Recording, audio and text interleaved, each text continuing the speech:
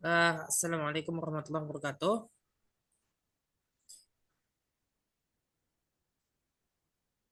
Gak kedengeran ya? Waalaikumsalam warahmatullahi wabarakatuh. Kedengeran Pak, jelas. Selamat pagi. Oke, oke.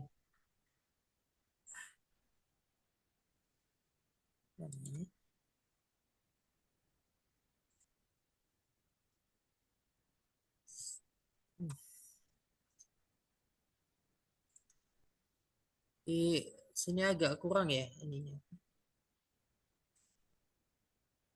Iya nih sistem resource. Jadi internetnya sangat lemah. Jadi nggak cukup kuat. Saya juga laptop saya kok nggak ini kayak gini. Itu sih kayaknya banyak yang tersedia. Saya juga tidak tertangkap. Sudah, Pak. Ya, Bismillah. Cina ya, filsafat Cina ya. Dan ini ya, Persia dan Zoroastrianisme ya, atau dua ya, dua dianggap sama kuat tapi itu menjadikan eh, agama Zoroaster lalu kitab juga. Konsepnya adalah jadi di kekuatan baik ada Ahura Mazda inilah jadi sumber dari kekuatan baik dan sumber dari alam semesta. Hindu, Buddha, juga Tao, yang lain ini yang lahir di Persia sampai ke wilayah timur ini bukan agak para ahli tentang. Coba saya alihkan share-nya.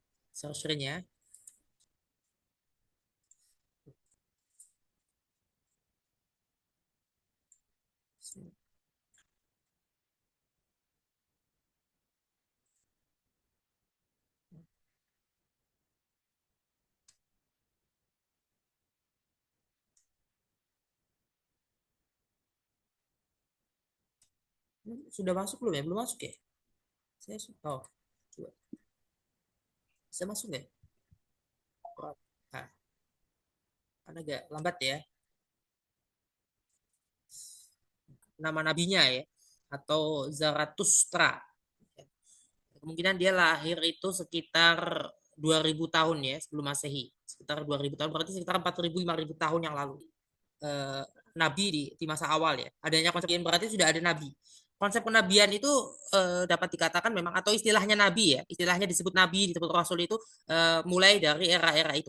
Ya mulai ada Majusi, mulai ada agama-agama Ibrahimiyah. Nah, ini yang membuat Majusi dianggap sebagai bagian dari keluarga besar Ibrahimiyah atau keluarga besar Ahlul Kitab. Oke. Sementara Hindu nggak punya nabi. Buddhisme, Siddhartha Gautama itu tidak disebut nabi. Istilah nabi dan rasul adanya di si yang non Ibrahimiyah, bukan bukan Ibrahimiyah, nggak ada istilah nabi. Konghucu atau Konfusius itu disebutnya adalah guru, ya guru. Lao Tse juga disebut guru ya. Ya tokoh-tokoh lain dalam agama-agama di wilayah Asia Timur disebutnya guru, disebutnya ya sebagai sarjana, sebagai cendekiawan itulah. Ya, sebagai orang yang ahli, orang tua yang bijak itu aja, tidak disebut sebagai dia seorang nabi ya atau seorang rasul yang diutus Tuhan. Tidak seperti itu. Begitu pula dengan di Hindu nggak ada nabi dan rasul. Di Buddha Siddhartha Gautama itu bukan disebut sebagai rasul, bukan. Dalam proses pendirian dan pembentukan agama Buddha itu juga tidak ada yang disebut master, disebut nabi.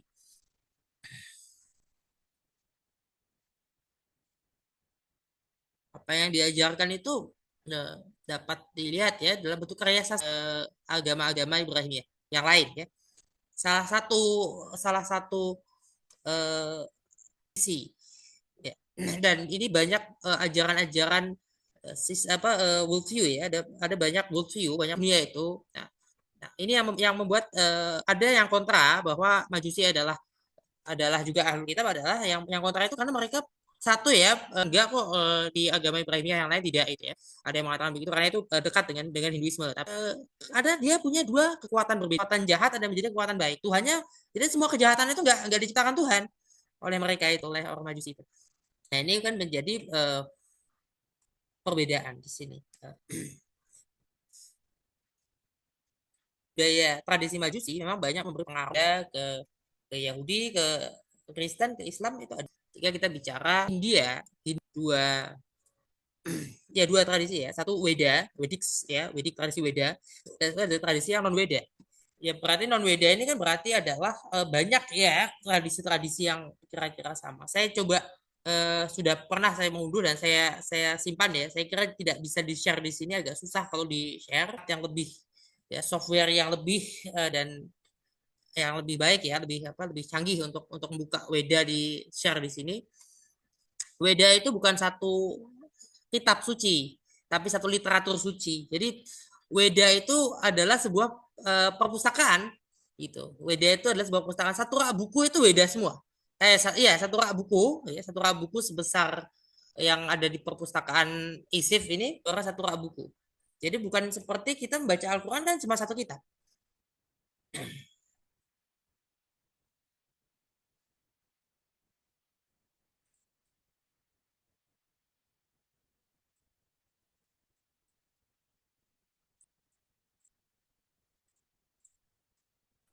Asia Selatan ya dan Asia Timur ini wilayah yang tidak banyak memiliki.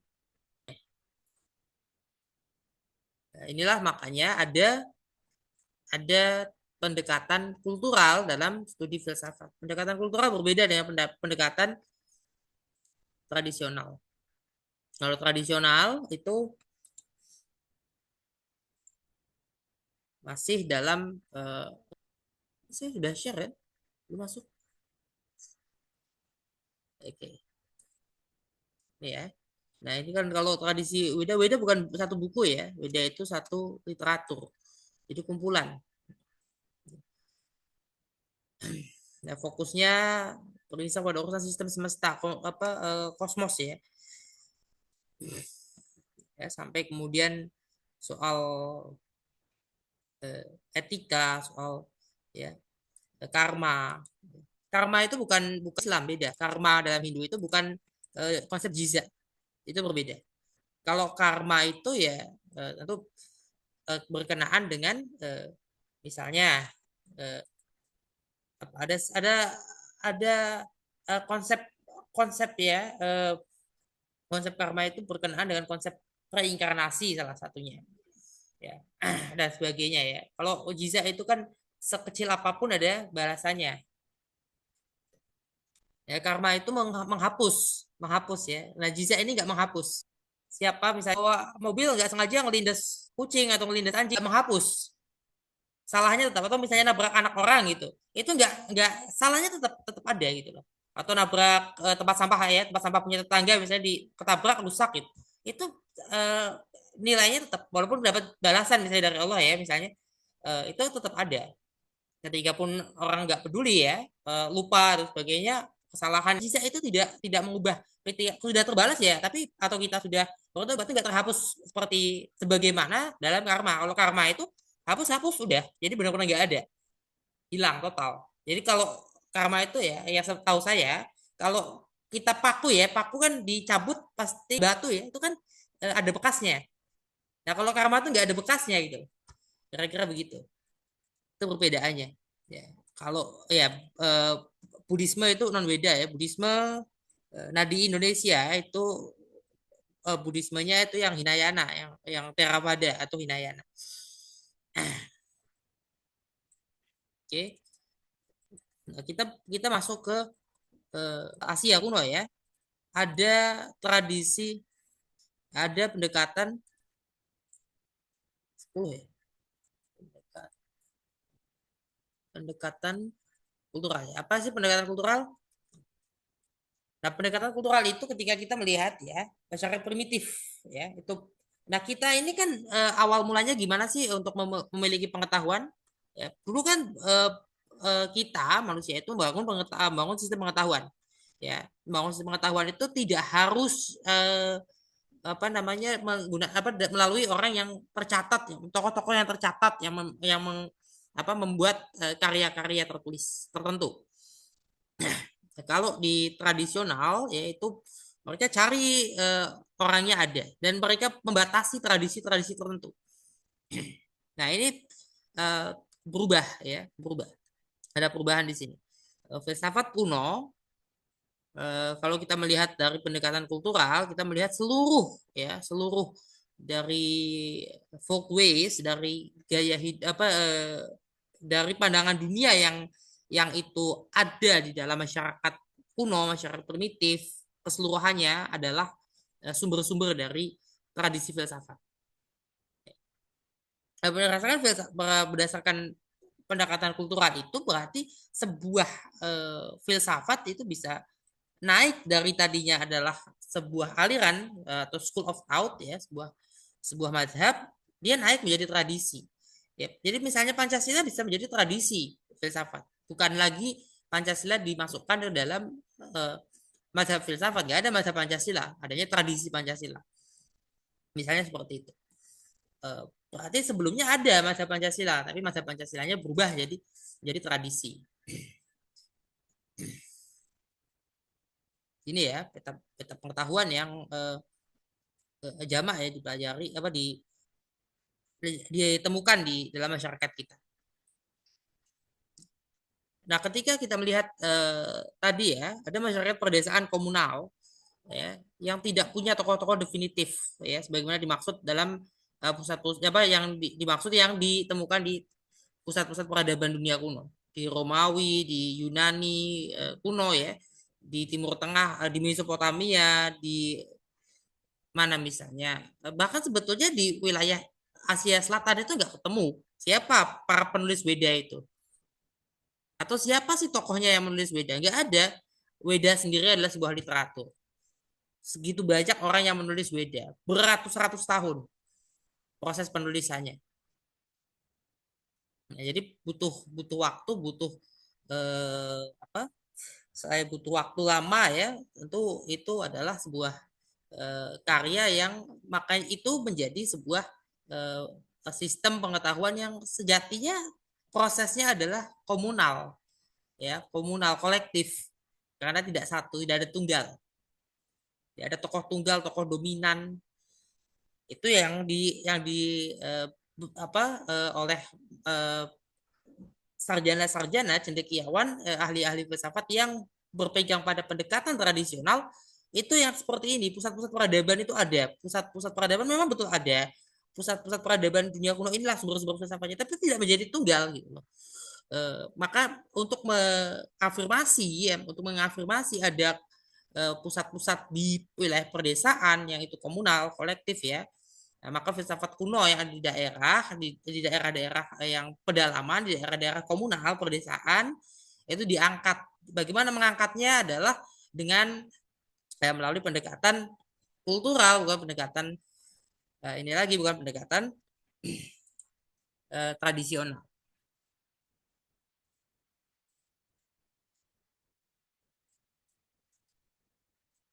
Kita saya cek dulu sampai ya. Di sini dulu ya, kita coba saya eh, tunggu teman-teman ada tanggapan atau pertanyaan dulu terkait dengan filsafat kuno yang di wilayah timur ini. Iya Pak, ada satu pertanyaan boleh Pak? Ya, ya.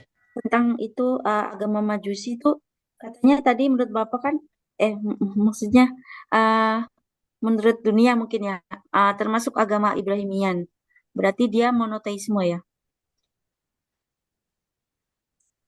Ya, karena itu Halo Pak? kan monoteisme, karena memang dia monoteisme, makanya ada yang memasukkan itu ke dalam ahlul kitab. Tapi apakah Majusi itu ahlul kitab atau bukan, itu masih menjadi perdebatan ya. Karena ini Majusi satu-satunya lah kira-kira yang atau yang menjadi sentral dari tarik tarik menarik ya, antara apakah Majusi ini masuknya ke yang di Asia Selatan ataukah ikut ke eh, agama-agama Ibrahimiyah yang ada di Timur Tengah, apa di apa wilayah Mesopotamia, Syam, kemudian di Jazirah Arab. Hmm, iya Pak. Ya, apakah dia ahlul kitab atau bukan? Itu memang sebagian sarjana mengakui itu ahlul kitab, sebagian tidak. Kalau itu ahlul kitab kan berarti dia lebih tua dari Nabi Ibrahim. Ya, perlu diingat bahwa nabinya Majusi ini lebih tua dari Nabi Ibrahim ya. Zoroaster ini lebih tua dari Nabi Ibrahim. Kira-kira saya nggak tahu ya sejaman atau apa ada kapan ya, kapan lahir lahir wafatnya ya, kan ada ketersambungan itu. Apakah ada ketersambungan? Jadi ketersambungan tuh gini loh, misalnya saya lahir ya. Ketika saya lahir itu ada siapa saja nih? 1986 Masehi atau 1406 Hijriah itu kan. Siapa saja yang wafat, tokoh-tokoh yang wafat dalam bidang saya misalnya di tahun itu. Itu dilihat gitu loh. Atau yang kira-kira wafatnya ketika saya masih kecil. Berarti kan 1406, 1421 aja. Kira-kira dalam rentang ini siapa saja yang meninggal. Oh, kemudian dihubungkan. Oh, ternyata ini dan kemudian memang orang itu yang dikritik. Nah, kayak gitu loh. Ketersambungan itu kayak gitu. Ketersambungan itu berarti kan Nabi Ibrahim lahir, Zoroasternya meninggal kan gitu. Itu ketersambungan.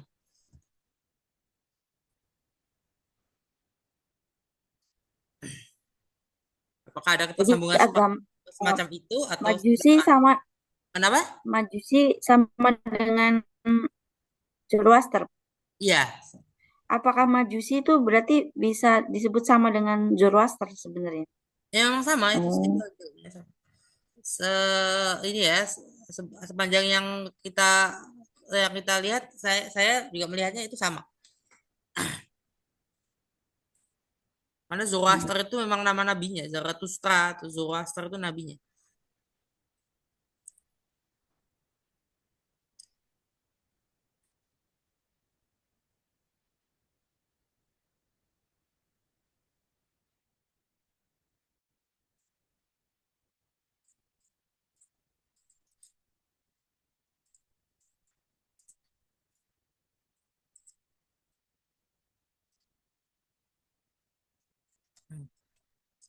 Gimana ada lagi? Tapi di Majusi kan ada dua Tuhan, Pak.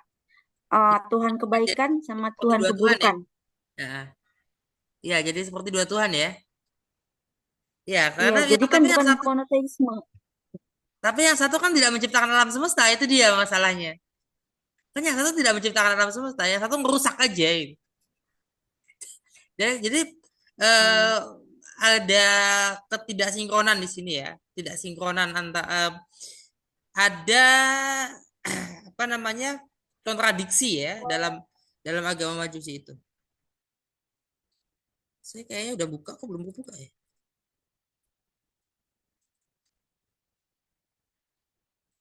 Ini kayak gini saya kalau kalau dari ini apa dari WhatsApp web banyak nih pesan masuk nih.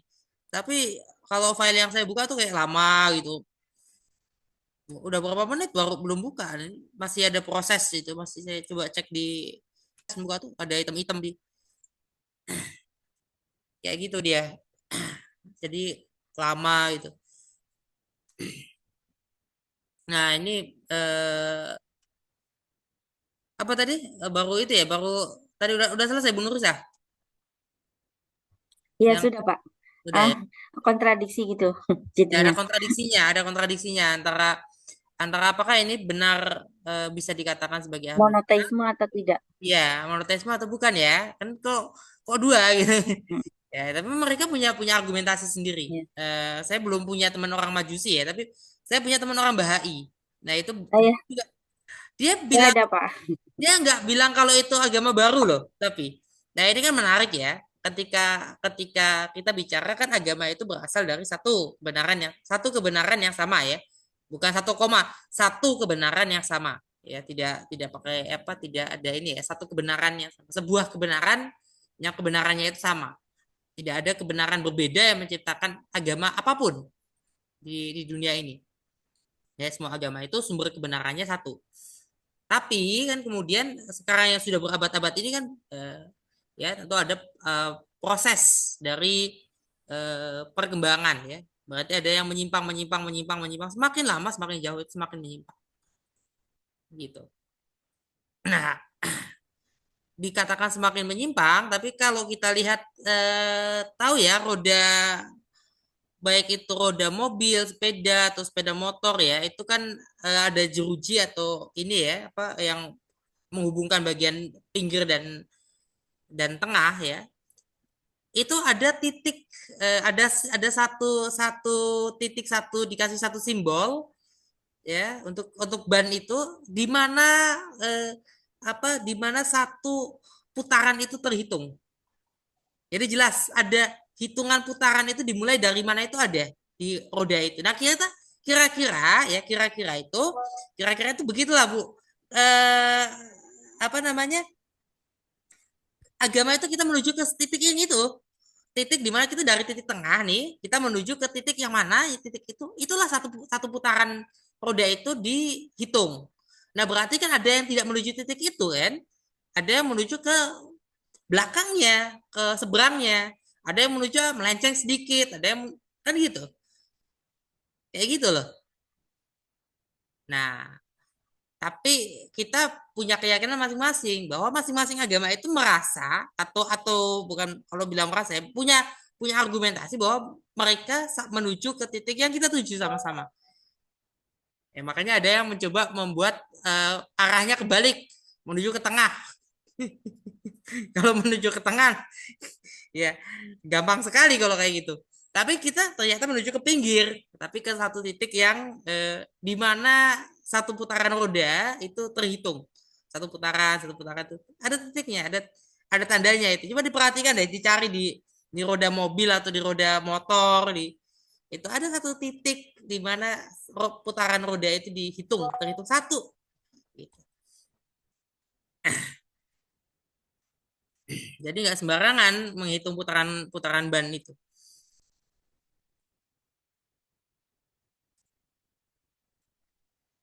Kita lanjut ke agak lambat.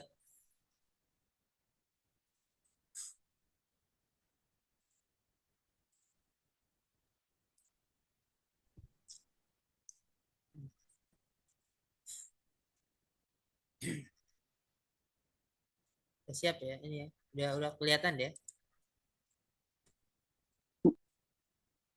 Nah, Nah, sudah. kita melihat Yunani dan Romawi ya. Yunani terutama yang menjadi pusat di sini ya di peradaban barat pada masa itu ya. Kalau Romawi lebih ke filsafat politik ya. Mereka lebih banyak bicara soal etika ya langsung ya, bicara soal etika, soal norma moral ya. Moral dengan etika itu perbedaannya di situ. Kalau etika itu berasal dari filsafat Yunani ya, sementara moral itu berasal dari filsafat Romawi. Mana sistemnya berbeda, tradisinya berbeda. Kalau moral kita sistem hukum sipil ya. Apa yang tertulis itulah yang berlaku. Maka ada norma. Norma itu juga kan dari Romawi. Nah, Yunani kuno itu bermula dari Thales ya. Thales filsafat Prasokrates ya. Itu kosmosentris. Bicaranya masalah-masalah realitas alam. Kosmosentrisme itu ya bicara soal alam ya, soal bintang-bintang, soal bumi. Apakah geosentris, apakah eh, solar sentris gimana? Eh, ya, apakah kita Heliosentris. heliosentris ya? Apakah heliosentris, apakah geosentris itu? Eh, bulan ya dan sebagainya itu. Kemudian teologi ya, teologi itu kan tentang Tuhan. Jadi mitologi ya, agama Pagmawi, kemudian eh, apa Nordik ya di utara, Mesir, pagan Arab ya di wilayah Hijaz, Yaman itu lahir. Ya. Nah, eh, mereka itu agama-agama pagan itu lahir mungkin sebelum Thales bahkan ya, sebelum Thales. Agama-agama pagan itu sudah ada lama dan punya sejarah masing-masing. Kenapa mereka menciptakan terjadinya agama pagan itu? Rata-rata mereka mengambil tokoh ya, ada tokoh-tokoh yang sama ya atau perannya sama ya tokoh Nabi Idris yang di Kristen itu Enoch kalau Yunani kuno kan siapa Hermes ya Hermes itu menjadi Tuhan dewa dalam mitologi dalam agama pagan Yunani pemberhalaan kenapa Hermes menjadi eh, dewa padahal kita aja menyebutnya nabi. Nah itu banyak ya. Kemudian mitologi-mitologi itu lebih menunjukkan sistem keagamaan mereka ya. Jadi itulah yang masuk dalam sistem filsafat dalam filsafat Yunani kuno pada masa para Sokrates. Kemudian itu dikritik oleh Sokrates ya. Sokrates kan bertemu dengan kalangan kaum sofis. Kaum sofis ini ya para cendekiawan,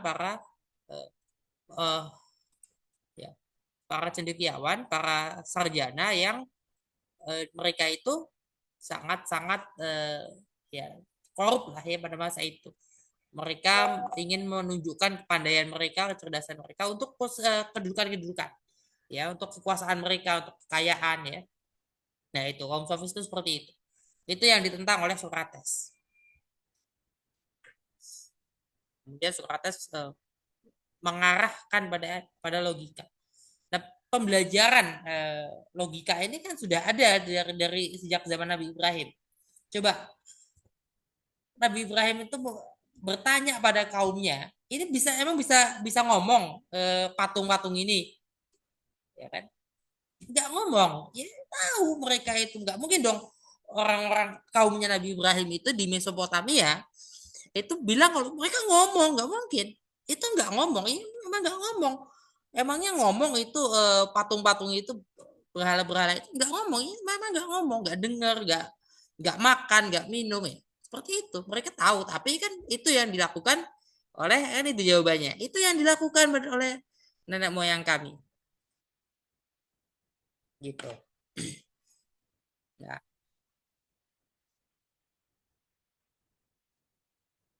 Itu kan kira-kira dekat dengan kaum sofis yang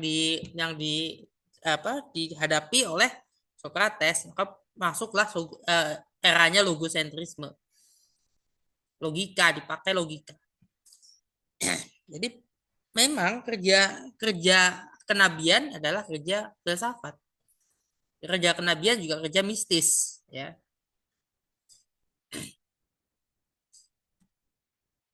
Jadi kita juga harus berani untuk mengingat bahwa ya kesarjanaan di wilayah Asia Tenggara ya, dan di wilayah eh, yang non Barat ya itu terutama non Barat modern ya itu memang kesarjanaan yang eh, mendekat ya atau mengakomodasi ya, mengakomodir apa yang kita kenal sebagai hal-hal mistis ya. Mistis itu bukan bukan sesuatu yang nggak ada, tapi itu sesuatu yang ada. Dalam metode datangnya pengetahuan salah satunya adalah dari intuisi, dari hal-hal yang kita tidak lihat secara kasat mata. Nah, maka Sokrates itu membawa pemahaman baru dalam filsafat Yunani kuno. Kalau pra-Sokrates masih bicara alam, masih bicara alam pada masa-masa Thales dan seterusnya, itu masih membicarakan alam semesta, membicarakan heliosentris, geosentris, apakah bumi ini seperti apa, adakah bumi ini datar ataukah bulat dan sebagainya. Itu banyak sekali dibahas terus-menerus dan akhirnya dimanfaatkan untuk kekuasaan. Kemudian datanglah Sokrates ya. Sokrates menurut sebagian sejarawan memang Sokrates memiliki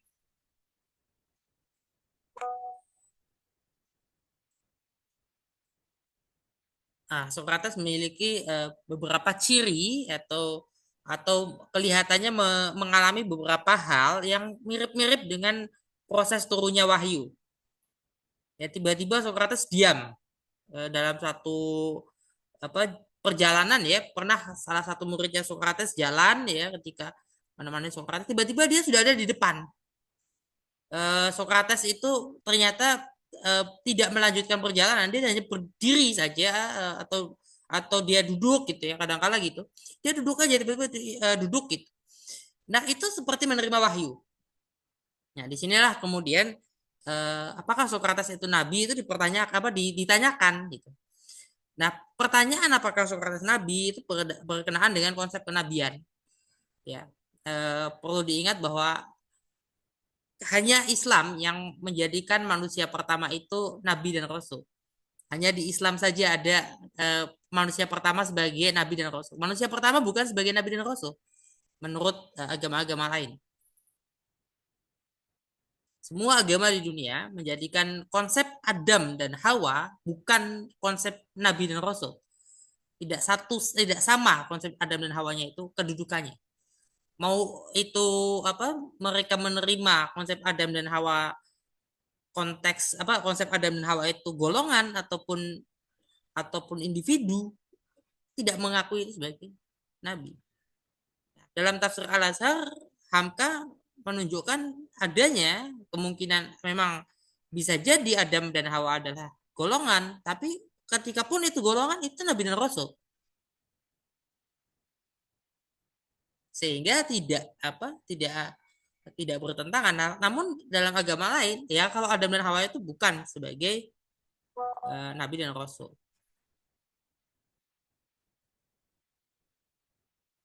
Seperti itu ya. Ini kan contoh ya bahwa ada konsep-konsep yang berbeda. Nah, ternyata seperti Socrates yang berhadapan dengan kaum sofis, Socrates menunjukkan ciri-ciri kenabian. Sedikit ciri-ciri kenabian dari perilaku, dari tingkah laku.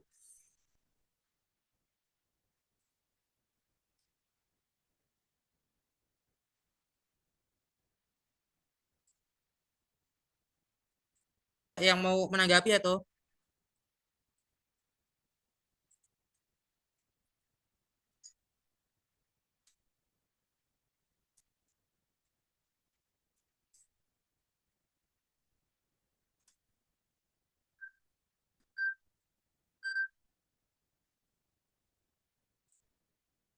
gimana?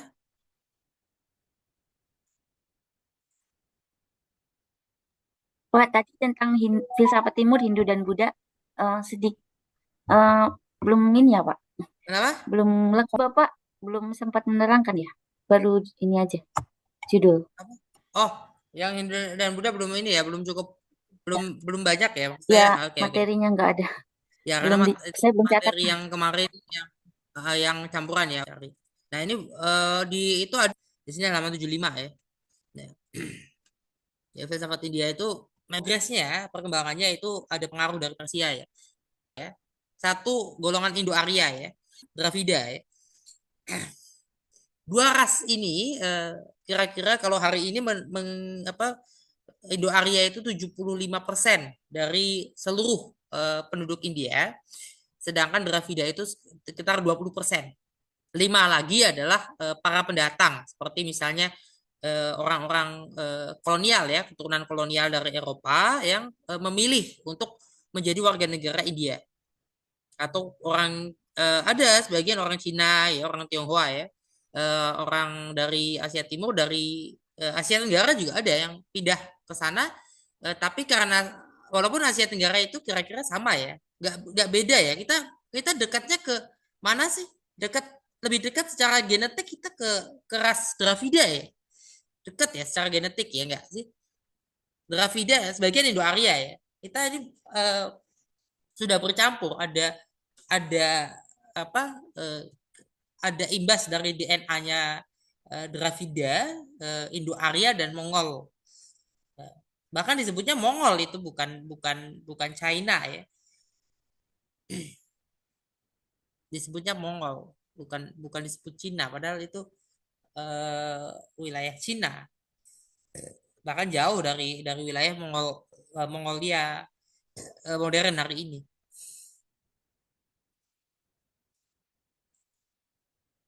Itu secara ini ya. Nah, kemudian eh, tadi eh,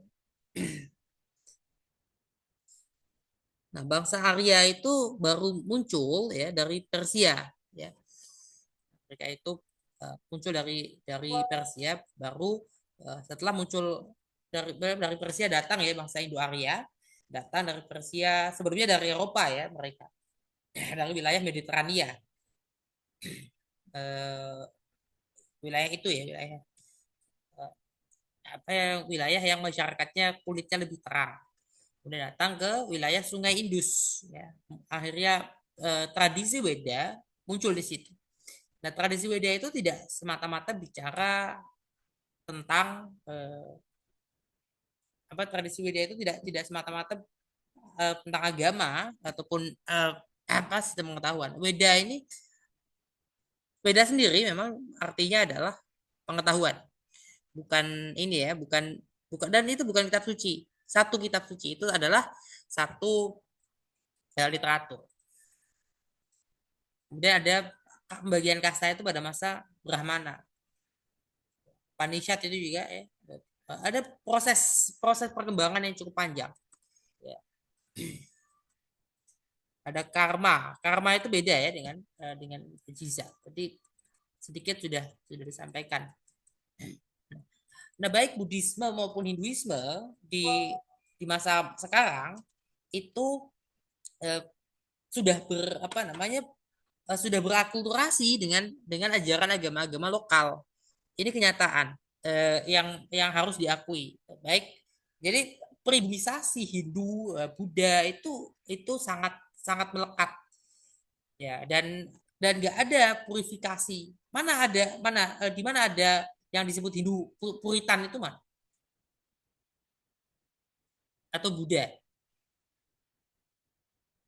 Bukan nggak ada ya sebetulnya. Mereka sangat sangat kecil dan sulit untuk orang-orang itu mengaku Puritan karena tradisinya pun sudah sulit untuk mereka nggak punya tokoh dan sudah jauh sebelum Masehi eh, jauh mereka itu kira-kira lebih tua dari Nabi Ibrahim ya.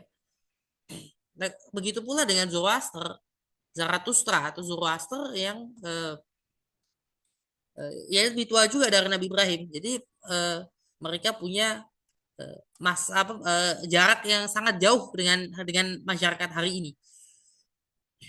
Nah, mereka sudah berakulturasi. Cina juga begitu sih, agama-agama lokal di sana dengan ajaran-ajaran Buddha. Timur itu berbeda dengan Buddhisme itu kebanyakan Theravada ya atau Hinayana.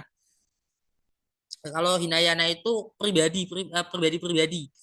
Jadi tidak ada tokoh eh, besarnya, tidak terlalu mementingkan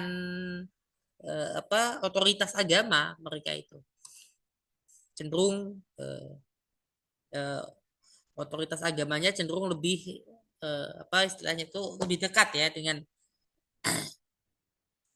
istilahnya lebih terbuka lah ya lebih terbuka atau seperti itu ya. Nah kalau di Mahayana kan ada kayak di Tibet ya ada siapa namanya di Tibet itu Dalai Lama. Dalai Lama agama yang besar ya sangat. Dalai Lama yang sekarang ini kan dia memegang jabatannya itu dari masih kecil sekali, dari masih anak-anak, belum dewasa gitu ya. Dia tumbuh jadi remaja pun sudah seperti itu. Sampai sekarang usianya panjang umur ya. Dari kecil loh. Sampai akhirnya sudah dewasa, sudah sangat tua, masih masih memegang posisi yang sama. Ini kalau disebut raja dia sangat ini ya. Dan ya mereka kayak di Jepang ya Jepang kan juga menjadikan kaisar sebagai wakil Tuhan itu kan juga sebagai sebetulnya dekat dengan Mahayana tadi dengan Hinayana tidak tidak persis seperti itu tapi mereka menyembah raja ya kalau lihat di Thailand itu kan raja sama raja gimana sih apalagi rajanya yang sekarang kan jauh dibanding dibanding raja sebelumnya ya kalau Bumi Bola Duliadej itu kan cenderung kelihatannya punya ini ya punya eh, sangat sangat berwibawa ya sangat berwibawa sangat gimana ya penampilannya juga cenderung kelihatan bijaksana ya. Tapi kalau yang anaknya ini kayak yang sekarang memerintah cenderung biasa aja ya. Loh ini kok saya hilang ya oh hilang hilang sih emang enggak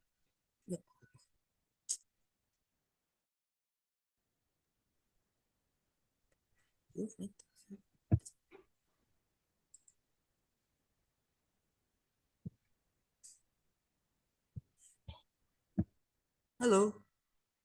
ini kenapa Halo ya? Kak. Saya, tapi masuk ya? Tadi sempat keluar, Pak. Iya ya. Ini kok kenapa ya? Iya nih jaringannya kenapa? Jaringan terus aja kayak gini nih. Iya Pak, di sini juga jadi kan putus-putus suara Bapak ini. Connected device belum ada di HP saya. Padahal udah tethering ke ini kok nggak mau kok tethering ke HP. Koneksinya itu sangat sangat sangat ini sangat hilang lagi. Mana punya saya hilang. Tadi sampai mana ya?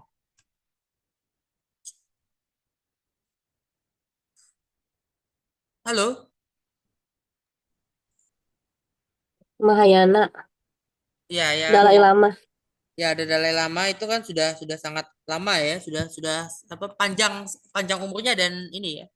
Dan keagamaannya sudah cukup panjang masanya. Itu contohnya kalau kalau yang Mahayana yang saya pahami ya. Nah, Konghucu Tao ya, Shinto ini apa berakulturasi. Nah, di Asia Timur itu Konghucu, Shinto juga dengan Buddha itu di Jepang. Di Korea juga begitu, dengan Buddha berakulturasi. Nah, di Indonesia dengan Hindu dengan Buddha banyak yang berakulturasi. Termasuk sebagian kerajaan di Nusantara itu double. Jadi enggak, tapi memang Hindu dan Buddha sekaligus. Di wilayah Majapahit ya. Kalau Sriwijaya belum sampai ke situ ya. Kayaknya Sriwijaya belum ya, karena belum masuk masa masa yang dimaksud. Nah, ketika Kerajaan Majapahit berdiri, Kerajaan Majapahit itu kan empire ya, masih Majapahit Imperium. Nah, negara imperium ini punya vasal ya, negara-negara vasal. Nah, sebagai negara imperium dia punya negara vasal. Vasal itu sifatnya setengah merdeka. Kemudian negara di bawah fasal itu kalau kedudukannya di bawah fasal itu ya koloni. Koloni itu tidak merdeka, dia langsung diperintah.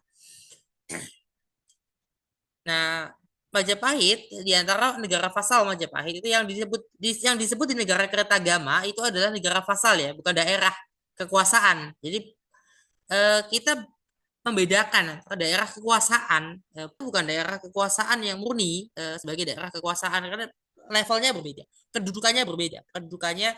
Nah, kalau kita berbicara hukum internasional saat itu kan berbeda dengan hukum internasional ini.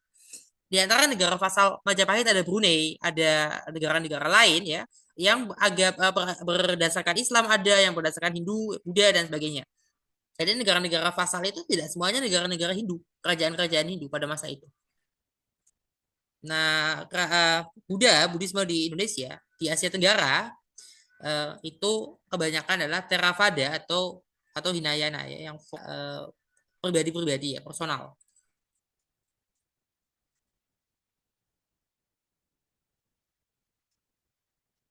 Itu ya, kalau kalau tadi yang di sudah jelas belum ini, Bu Nurisa? Jelas Pak. Ya, lumayan jelas ya. Banyak Dan syaratnya. ya masih banyak akulturasi itu. Di Jawa kan banyak terjadi akulturasi ya, peribumisasi. Nah, teori peribumisasi Islam itu juga berasal dari situ, dari adanya peribumisasi itu. Peribumisasi agama-agama atau ada akulturasi antara agama-agama dengan kebiasaan-kebiasaan sebelumnya, sebetulnya itu kebiasaan-kebiasaan sebelumnya atau pengaruh agama lain yang sebelumnya dengan agama yang datang belakangan.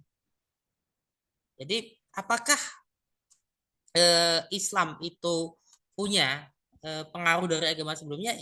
Iya, kalau Islam hari ini ya, Islam yang dibawa oleh Nabi Muhammad. Sama agama yang dibawa oleh Nabi Ibrahim itu memiliki mendapatkan pengaruh dari agama-agama sebelum itu. Jadi ada pengaruh Majusi dalam agama-agama Ibrahimiyah yang lain, iya, jelas ada ya. Menara itu kan pengaruh Majusi sebetulnya. Namanya ya, namanya saja. Kemudian juga di Yahudi itu kan pakai menoreh untuk berdoa itu mereka pakai menoreh. Menoreh itu kan yang bentuknya kayak di bendera Israel, di lambang negaranya Israel ya. Itu kan ada menoreh kan, makanya lambangnya menoreh. Menoreh itu kan bentuknya ada sekian, ini lilin, tempat lilin itu ada lilin, tapi namanya apa? Menoreh. Menoreh itu minaret, menoreh, menara, manaroh itu kan sama akar katanya. Jadi dari tradisi yang sama kira-kira, ya, ada pengaruh itu. Penggunaan lilin, penggunaan api. Nah, Islam apakah ada atau enggak penggunaan api?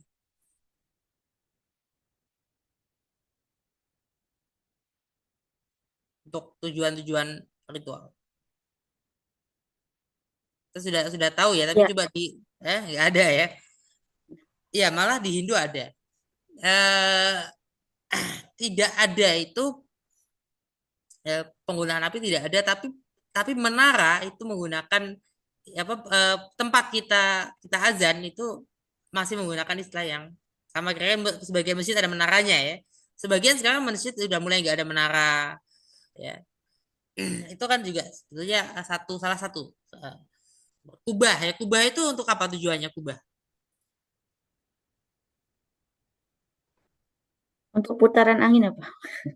Iya, Biar ada. untuk apa sound ya.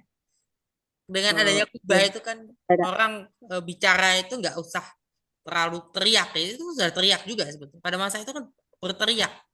Makanya masjid-masjid dulu itu besar-besar. Kenapa ya? Karena kalau kecil bentuknya, jemaahnya melebar sampai ke, mereka masjid tinggi-tinggi. Bangunan masjid di sana dulu itu tinggi-tinggi. Karena kalau dia kecil, terlalu kecil, nanti jemaah tidak begitu mendengar. Dan perlu diingat ya, catatan sebagian catatan di negara-negara Muslim, penerimaan sound system masjid itu belakangan loh, setelah 1970-an. Baru penerimaannya mulai lebih luas. Sampai dengan 1970-an itu penerimaan teknologi sound system itu memang kecil penerimaannya. Dianggapnya produk kafir, dianggap masih ada itu. Itu jadi fasilitas dianggap bid'ah itu pernah terjadi.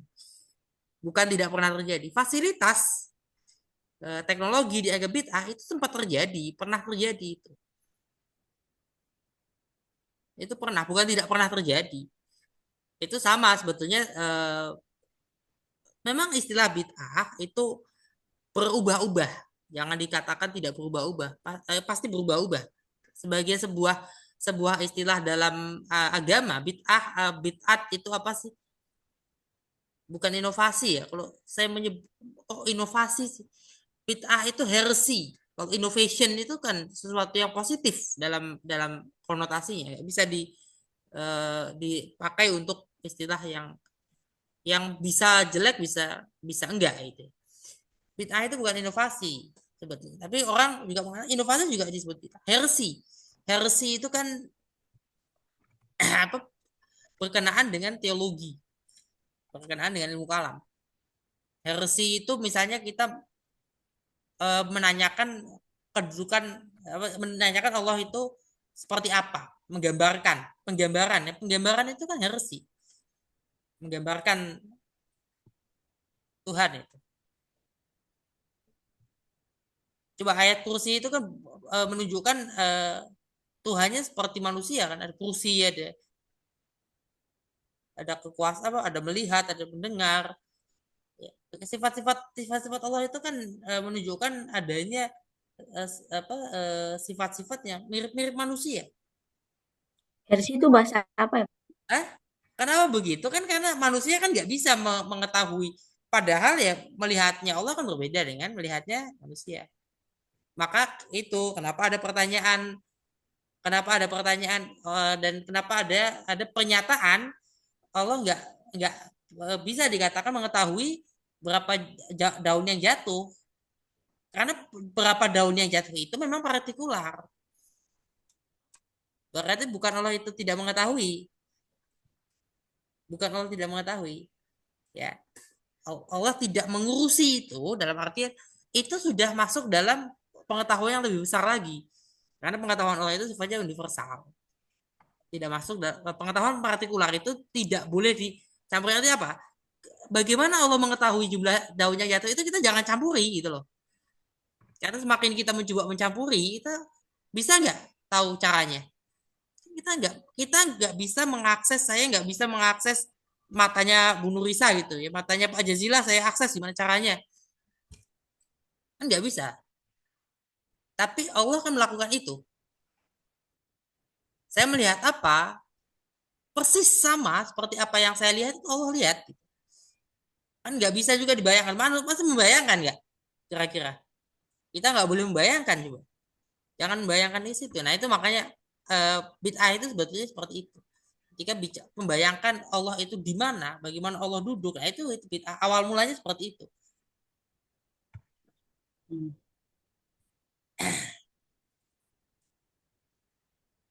Dengan ideol apa dengan teologi ya, ilmu kalam. Baru belakangan itu kan siapa? Ibnu Khaldun ya. Belakangan itu Al Ghazali ya. Kalau menurut Ibnu Khaldun memang tidak menyebut belakangan itu eh, teolog belakangan itu eh, apakah siapa, tapi kira-kira teolog belakangan itu adalah setelah Al Ghazali karena Al Ghazali itu paling belakang menuju sebelum Ibn Rushd, sebelum Ibn Khaldun, tapi itu kan sudah selesainya Ibn Sina udah lewat, sudah para imam mazhab sudah nggak ada, baru ada Al Ghazali kan gitu. Jadi sudah Al Ghazali itu sudah bisa disebut belakangan, walaupun Ibn Khaldun tidak bertemu dengan Al Ghazali.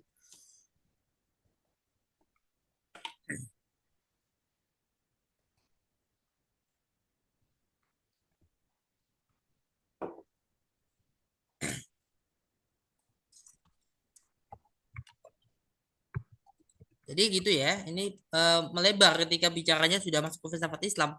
Filsafat Islam itu nanti ya, paling dibahas sedikit. Tadi eh, sudah jelas yang ini, yang Buddha dan Hindu. Ya, Oke, ya, Pak. yang Tiongkok kan sebenarnya sudah lewat ya. Tapi kira-kira Tiongkok itu hari belakangan sudah sangat sangat dipengaruhi oleh Buddha ya. Pertama Buddha dulu ya. Tiongkok, Jepang itu terpengaruh oleh Buddha dan banyak pengaruh Buddha. Kemudian kena pengaruh dari Barat. Nah, pengaruh Barat yang datang ke Tiongkok berbeda dengan pengaruh Barat yang datang ke Jepang. Berbeda ini dari segi caranya saja sudah berbeda. Belanda itu banyak memberi pengaruh. Belanda termasuk negara yang banyak memberi pengaruh ya. Eropa kontinental itu banyak memberi pengaruh kepada Jepang.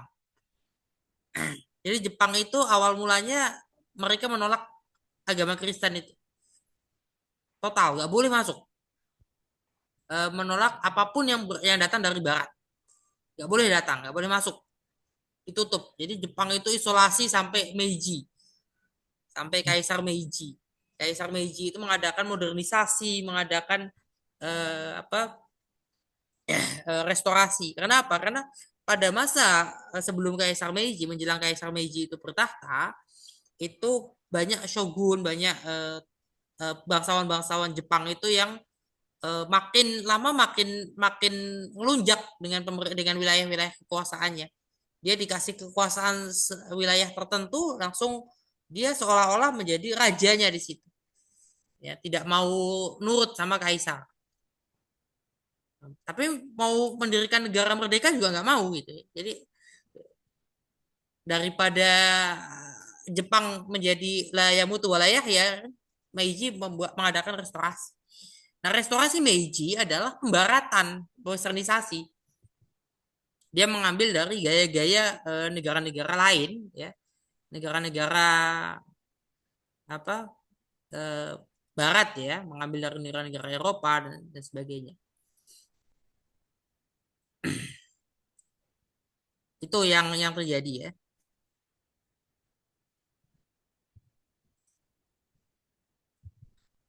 Nah, jadi pengaruh baratnya datang ketika setelah Kaisar Meiji kan mereka menyambut dan bahkan bahkan memanggil, mengundang pengaruh barat itu. Sementara Tiongkok itu mereka datang dengan sendirinya. Sama seperti di wilayah Asia Tenggara datang dengan sendirinya. Seperti itu.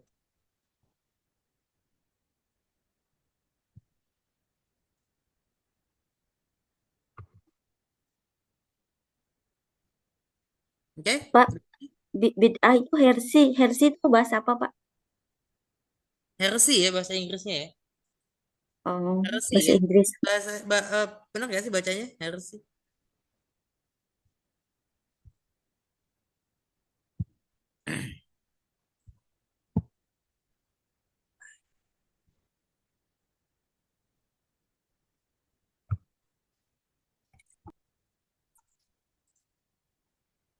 Ini di sini 24 ya yang hadir ya. Atau tadi sudah ada sebagian. Oh, heresi. Ya betul, betul.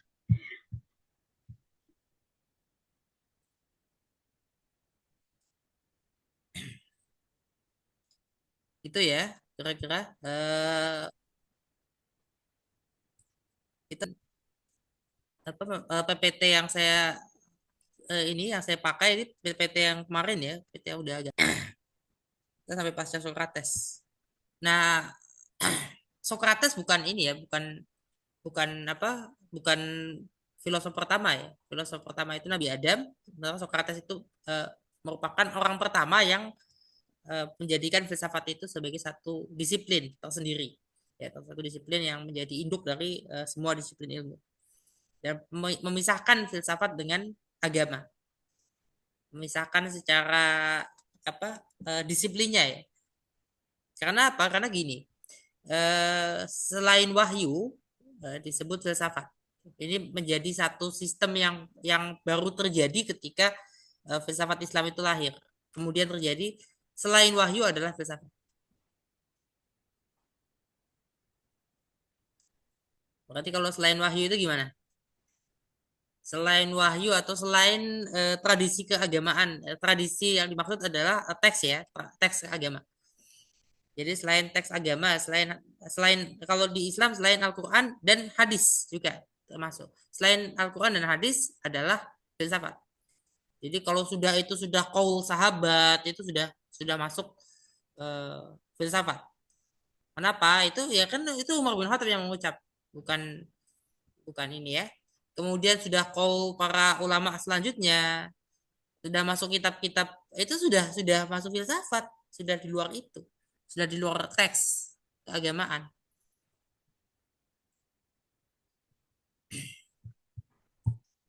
Kira-kira seperti itu.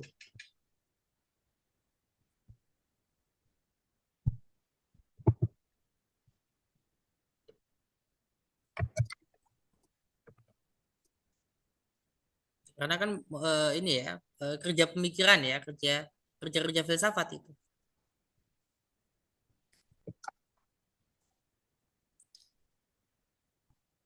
Itu kira-kira ada lagi atau gimana?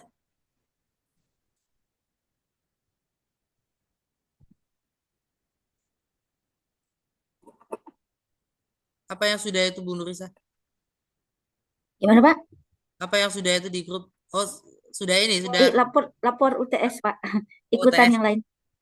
Ya UTS-nya remedial semua akhirnya karena daripada agak kesulitan, coba ya kita coba remedial semua keseluruhan. Tapi tetap saya nggak bisa ini ternyata kalau kalau apa kecuali kalau multiple choice ya bisa bisa langsung ada nilainya. Tapi kalau yang bukan multiple choice itu nggak bisa ada langsung ada nilai. Itu yang menilai Bapak atau robot ya? Kalau di Google Class tuh, Pak. Iya bisa bisa robot masalahnya. Kalau multiple choice kan bisa robot ya, tinggal Hmm. diatur ya. Kalau kalau ini kan enggak. Kalau esai terutama agak sulit ya. Tapi saya coba apa manual karena kalau kalau menggunakan AI-nya itu agak nanti khawatir. Kemarin juga yang semester 3 itu kan saya pakai Likert ya. Saya pakai Likert karena Likert itu kan melihat perspektif teman-teman seperti apa. Ternyata nggak bisa, malah salah semua. Jadi padahal jawabannya sudah benar. Artinya kan saya harus mengoreksi hasil pengoreksian lagi kan saya perbaiki bahwa itu benar, banyak yang benar tapi dikira salah oleh mesinnya. Ya salah semua, mau jawab apa juga tetap aja salah karena mesinnya nggak mendapatkan ini, harus manual. Maaf Pak, jadi semuanya harus remedial.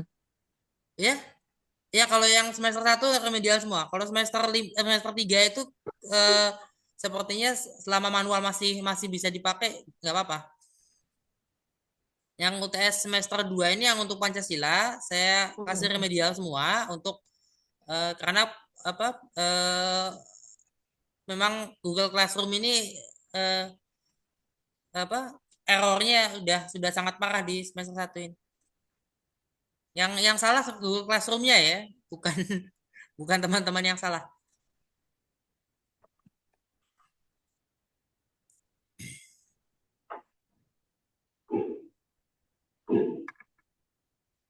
Pak, besok ada seminar, Pak.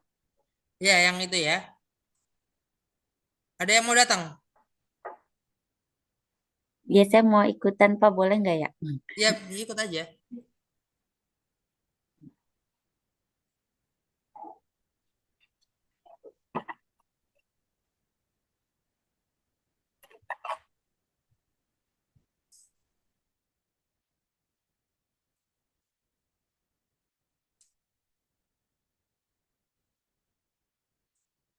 Gitu.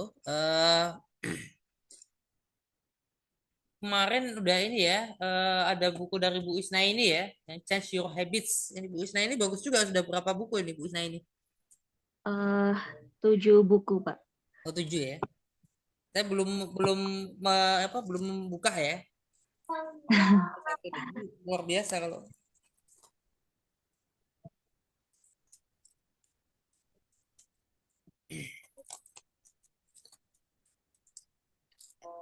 masuk ya suara buka ini ya, suara Masuk, praktik Pak, ini. suaranya. Hah? Iya, masuk. Masuk ke suaranya ya.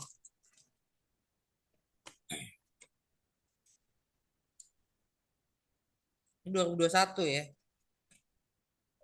Itu cetakan yang kedua. Iya, Bu Isna ini Batang ya.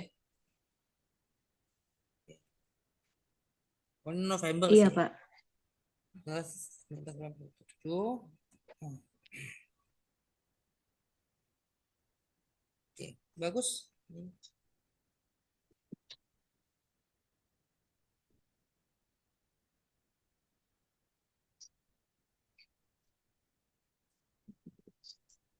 Ini kayaknya typo ya. Doktor sih, setahu saya ya. Helen Keller ya. Oh iya, iya. Typo Itu itu. tadi. Doktor. Doktor Iya, itu Mas. bukan Kayak bukan dokter. dokter. Tapi memang Bukan. berawal asalnya memang sama. Memang sama. Kita kan memanggil memanggil dokter memang dengan dokter. Dokter memanggil medik sih ya. Orang-orang yang fisikian itu memang dipanggil dokter karena dalam ininya juga mereka MD kan, gelar kalau nggak salah malah seperti seolah-olah nggak ada S2-nya, hanya ada S1 dan S3 seolah-olah ya, karena eh, kan memang MD itu kan dipanggil dokter dokter.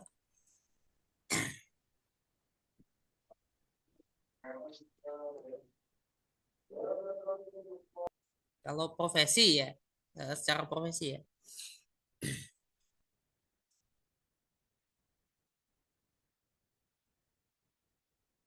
Oke. Akreditasinya bagaimana, Pak? Sudah Gimana? selesai. Oh, kemarin ya, udah selesai akreditasi. PAI Bu Isna ini apa sih? Saya IAT. Oh ya, T ya. Oke, ini baru baru. Nah, kita memang akreditasi ini baru ya ininya, sistemnya.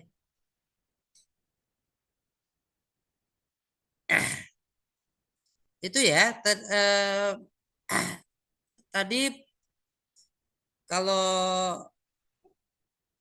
materi sudah semua, sudah jelas semua atau belum? Kayaknya Kan satu Ya, izin bertanya satu pertanyaan. ya Bu Isna ini. Ya, untuk meditasi itu yang sering kita sebut gitu ya, istilah itu tuh kan di Hindu itu juga ada, di Buddha juga ada ya. Ya, betul. Tapi itu awalnya itu dari Yunani atau Romawi ya Pak itu? Meditasi itu kan ritual ya. Ritual meditasi itu Ya, kan ritual pernafasan ya. Sebetulnya ritual menenangkan diri ya. Em, Makanya itu di dalam dalam berbagai agama itu ada apa ritual-ritual seperti itu dikatakan serupa ya, serupa. Salat ya, sholat sama serupa ya, keserupaan, mirip-mirip ya. Itu semua ya. agama ada ritual-ritual tata cara ya yang di situ membuat kita bernafasnya lebih lebih pelan, kemudian lebih teratur, gerak kita lebih teratur ya. Dalam agama-agama itu rata-rata ada. Ya, soalnya pernah di apa sih ya, disanggah gitu ya sama seseorang. Hmm. Kalau kita sebagai Muslim tuh jangan sering-sering menggunakan kata meditasi karena itu awalnya tuh nggak dari kita. Tapi kan waktu itu saya berbicara tentang ini ya, motivasi, kemudian tentang stres, kemudian tentang ya penenangan jiwa lah kayak gitu. Nah, sehingga saya memberikan apa namanya arahan kan ke situ gitu ya, ada meditasi. Ternyata ada yang menyanggah seperti itu, Pak. Ya, sanggahan ya nggak salah juga sih yang menyanggah juga nggak salah karena yang salah itu kan kalau menyalahkan orang ya. Dia itu istilah istilah berbeda ya. Coba kalau memang persoalannya istilah ya, coba kasih istilah yang berbeda. Kayak gini, kayak mazhab ya misalnya. Ini ada yang mengatakan kok istilahnya mazhab gitu kan, mazhab mazhab Frankfurt, mazhab Chicago itu. Kok istilahnya mazhab sama seperti di Islam ya. Ya gini, istilah mazhab sebagai aliran mazhab itu bahasa Inggrisnya apa? Sekolah pemikiran kan, school of thought ya. Tapi school of thought ini kita punya nggak istilah padanan kata yang Indonesia banget itu ada nggak? Nggak ada, nggak ada. Mau gimana? Seperti apa persoalan edit ya, persoalan mengedit ya, editing dalam proses editing dalam mushaf ya, penyusunan mushaf Al-Qur'an ya. Ya editing kan apa namanya kalau bukan editing kan nggak ada istilah istilah lain apa? Diedit ya. Bukan, Penting, emang diedit bukan apa istilah yang Menyunting, menyunting, menyunting, Pak. Pak. Sunting. ya sama aja dong. Nggak ada apa istilah lainnya kan. Ya, nggak ada istilah lain yang ini kan proses ya artinya kan tidak ada istilah lain itu kan berarti memang tidak ada istilah lain gitu. Ya, sulit ya untuk kalau nggak punya solusi protesnya soal istilah itu. Padahal tidak terlalu penting gitu kadang-kadang istilah itu. Ya, itu yang saya pikirkan. Nggak masalah kan kita menggunakan istilah meditasi seperti itu. Kalau iya meditasi iya nggak masalah. Memang ada yang mengatakan itu dengan sholat kan sama ya. Ya, Sama ah, itu ya sama tapi kadang kala gini kita sholat itu kan ada bacaan-bacaan ya. Walaupun sebagian bacaan singkat ya. Kalau kalau ruku, sujud, duduk ya di antara dua sujud itu kan bacaan singkat ya. Yang agak panjang kan doa iftitah, Fatihah, kemudian doa tahiyat ya.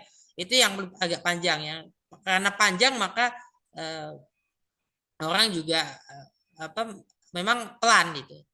Tapi sisanya itu yang singkat-singkat itu ya, yang bisa saja kita cukup dengan menarik nafas, buang lagi itu bisa.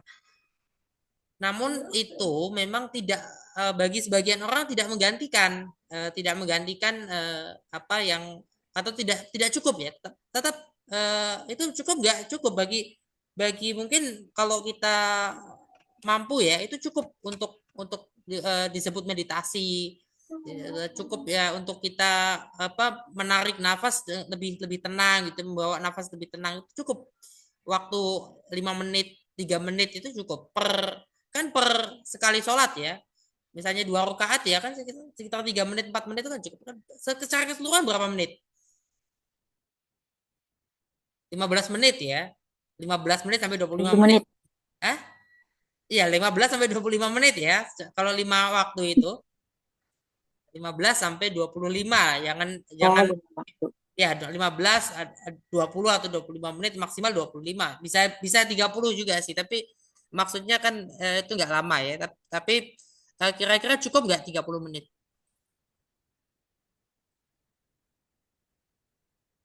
cukup kayaknya.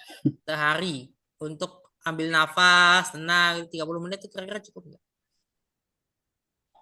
Ya, Ya kalau harusnya Untuk yang 24 jam ya. eh 24 jam nafas teratur. ya kalau kalau kita 24 jam melakukannya nafasnya rutin, pelan saya itu rasa cukup 24 ya. jam capek juga. Itu kan prosesnya kita kan bernafas normal kayak gini kan bernafas normal. Bernafas normal. Ya kesamaan-kesamaan tuh banyak ya. Kayak Buddha itu tidurnya gimana? Buddha tidurnya kan miring ke kanan ya. Kita diajarkan juga dalam Islam miring ke kanan. Iya. Miring ke kanan tuh kan jadi hati itu di bawah, lambung itu di atas kan itu. Benar ya sih urutannya? Iya, benar ya. Hati itu di bawah, hatinya ke bawah, eh, livernya itu ke bawah, terus jantung kan di atas ya, lambung di atas. Nah kalau jantung di bawah, jadi hidung kita itu hidung kanan dan kiri. Kenapa hidung lubangnya dua? Itu lubang kanan, lubang kiri itu beda fungsinya. Beda cara menghirupnya. Apa ya? Ya ada perbedaan fungsi. Ada tugas yang berbeda antara kanan kiri. Makanya kalau salah satunya mati itu salah satunya nggak fungsi itu kan kita nggak enak kan, nggak nyaman.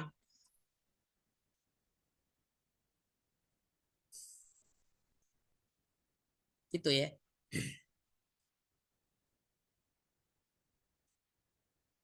Nah ini kalau kalau bicara filsafat timur, timur kuno ya, dengan barat kuno mungkin ada kesamaan-kesamaan, tapi eh, perbedaan yang sangat mencolok adalah pada ya tokoh-tokohnya ya atau apa tema-temanya juga ya. Di timur itu lebih banyak memang bicara pada urusan-urusan yang berkenaan dengan etik ya, moral ya. Lebih banyak itu. Itu lebih sangat sangat apa? Sangat dominan di situ. Sementara tentang kosmos, tentang alam semesta, tentang sistem pengetahuan itu banyak dimulai di barat. Nah, filsafat barat dan filsafat timur ini bertemu di era masuknya filsafat Islam. Isu-isu ketuhanan itu datang di belakangan. Isu-isu ketuhanan itu terutama justru banyak eh, muncul setelah Socrates kalau di barat ya. Socrates kan membicarakan soal Tuhan-Tuhan. Jadi sama kan ada kesamaan-kesamaan dengan Nabi Ibrahim. Tapi apakah Socrates ini bicara Allah atau Socrates itu bicara dewa Apollo itu yang diperdebatkan. Jadi eh, itu ya paling yang menjadi perdebatan besar di situ. Ya kayak sekarang kita gini, sekarang kita menghadapi pemilihan umum nih hari ini ya. Nah pemilihan umum ini kan tentang pemilu atau bicara etika, ya bicara etika. Pertanyaan-pertanyaan etika loh yang kita bicara serangan fajar itu kan pertanyaan etika. Kita bicara tugas pemilihan ya, tugas pemilih petugas pemilu itu kan bicara etika. Pencalonan ya. Kira-kira secara etika baik nggak ini pencalonan eh, proses pencalonan proses ya atau koalisi yang hari ini ya koalisi-koalisi partai politik itu baik nggak? Kemarin kalau wilayah Jakarta itu ada presiden mantan presiden dan ada yang ada gubernur yang didukung presiden dan mantan presiden, ada gubernur yang didukung para mantan gubernur ya. Ini hari ini Ahok sama sama Anies bersatu loh. Ya, hari ini Ahok sama Anies bersatu ya mendukung salah satu calon. Sementara mantan presiden dengan presiden itu mendukung calon yang berbeda.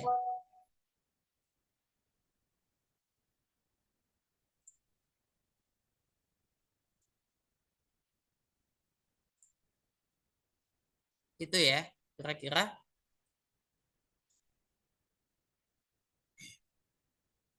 Ada lagi? Ya, Pak Kasnadi. Izin. Hmm. Eh, tentang filsafat. Untuk filsafat kan menurut Bapak itu kan para wali udah mulai filsafat ya Pak ya? Para wali, para wali itu berfilsafat. Wali Songo ini ya. Iya. Di Nah, Jawa terutama ada iya, ah, terutama untuk media penyebaran agama Islam di Pulau Jawa itu kan Sunan Kalijaga menerapkan menjadi dalang wayang ya Pak ya? ya. Seperti karena menurut itu budaya terdahulu kebanyakan Hindu-Buddha. Jadi penerapan sistemnya melalui media pewayangan. Karena Pandawa V menurut sejarah itu kan konteksnya rukun Islam juga Pak, ada 5. Nah, yang saya tanyakan produknya menurut filsafat seperti apa sih Pak tentang penyebaran Islam, medianya pakai pewayangan seperti itu Pak. Terima kasih. Media penyebar gimana? Ya, media penyebar agama Islam yang diterapkan oleh Sunan Kalijaga untuk penyebaran agama Islam. Seperti itu. Sedangkan pewayangan itu kan Hindu-Buddha ya, menurut sejarah. Diterapkan oleh Sunan Kalijaga itu untuk penyebaran agama Islam di Pulau Jawa. Pandang Safat seperti apa sih Pak? Sebut. Terima kasih. Enggak, ini keputus tadi. Apa pertanyaannya Pak tadi itu di apanya, mempertanyakan apanya? Pak, lagi saya kegiatan. Oke. Kayaknya kurang ini ya. Mungkin maksudnya itu tentang Putus-putus ini ya. dosen. Relevansi ya atau apa? Enggak kedengaran jelas karena putus-putus dari tadi. Mungkin bisa dicatat di chat kalau ini ya, kalau bisa di chat apa, chat di Zoom ya.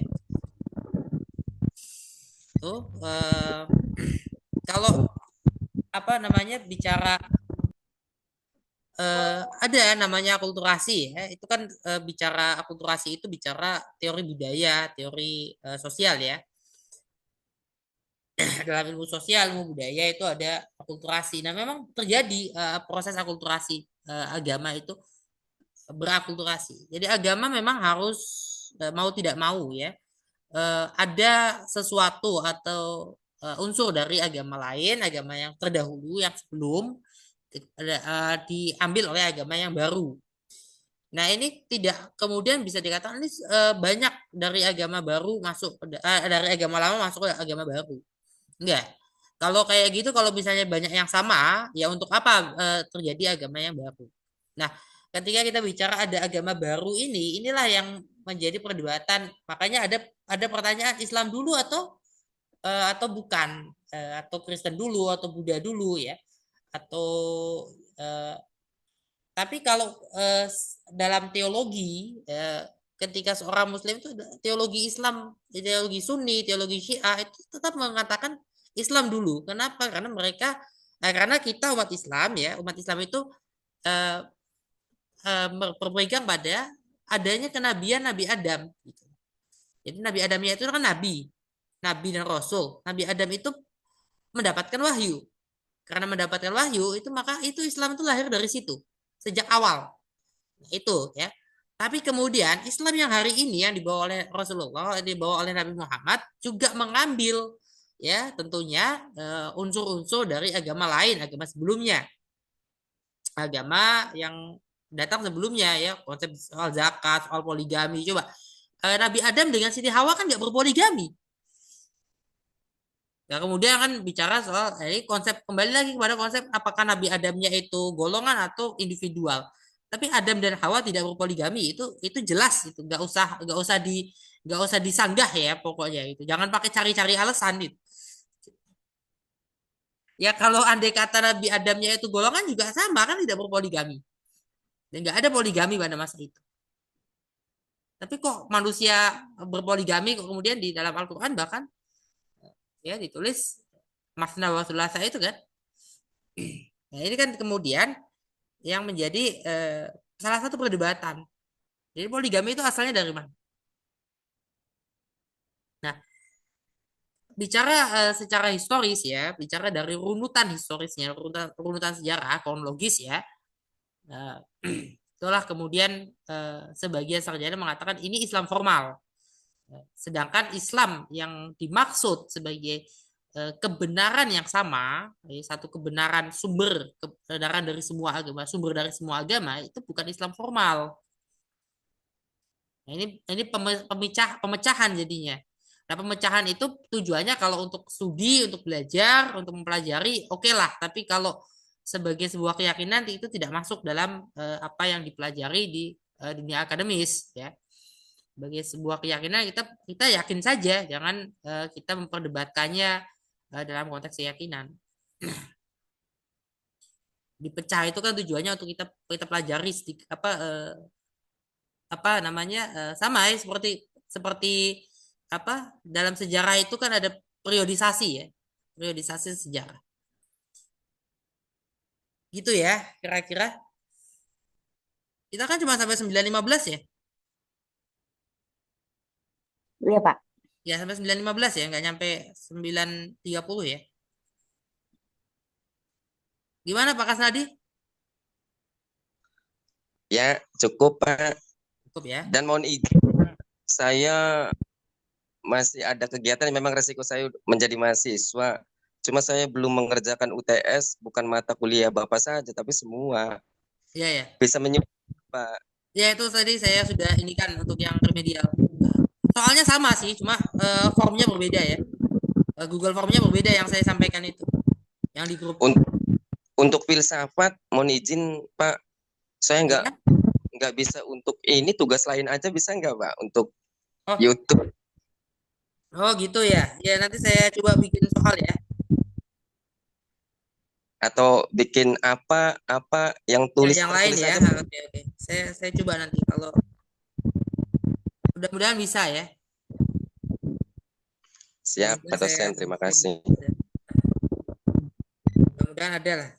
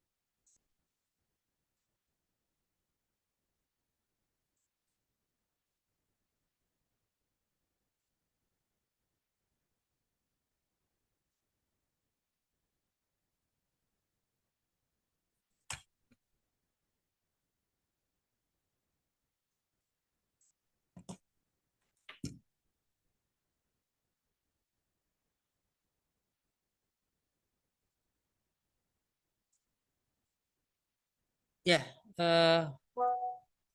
gimana? Ada lagi atau gimana? Ada lagi yang lain?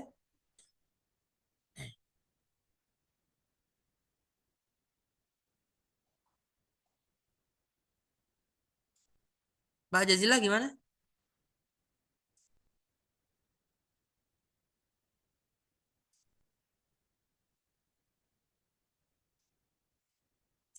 Ini kita sudah menyelesaikan ini 3 pertemuan.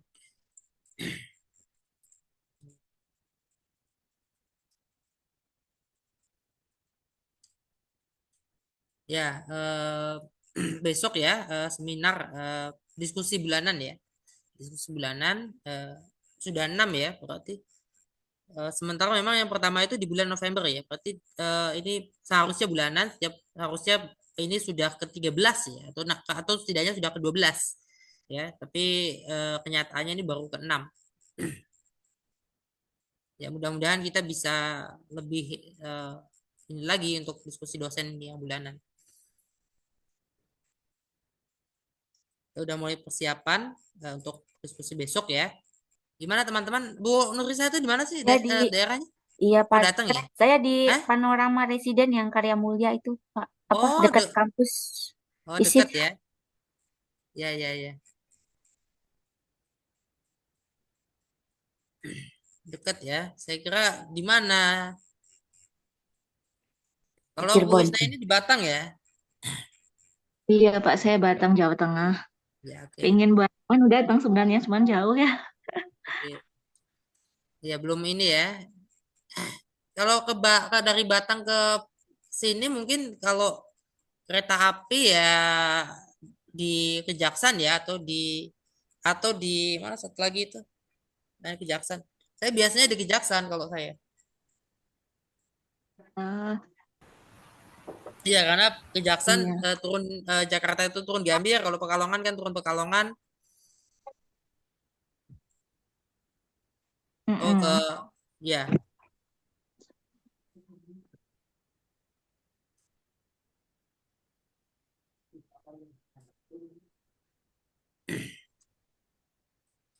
Nah, ini eh bentar, lihat.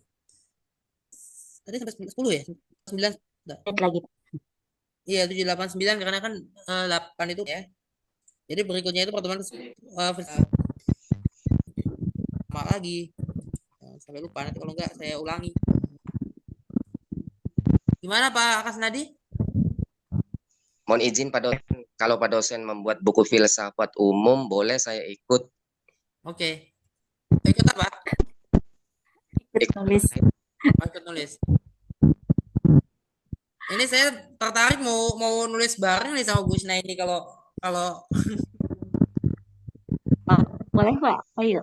Saya lagi ngerjain yang lain dulu tapi. ya ya. Ya sebenarnya saya Karena juga lagi saya mencoba menulis. bukunya, Kenapa? saya buku Bentar. yang kan Kalau kayaknya. Halo, ya kan? Yang ketujuh ya. Bisa pakai penerbit di Jalur, Pak. Kenapa? Dan agama. Kalau mau nulis buku, Pak. Oke. Plus itu kan saya kasih ya. Langsung ini ya sudah. Nah. Kayak gitu barangkali ya.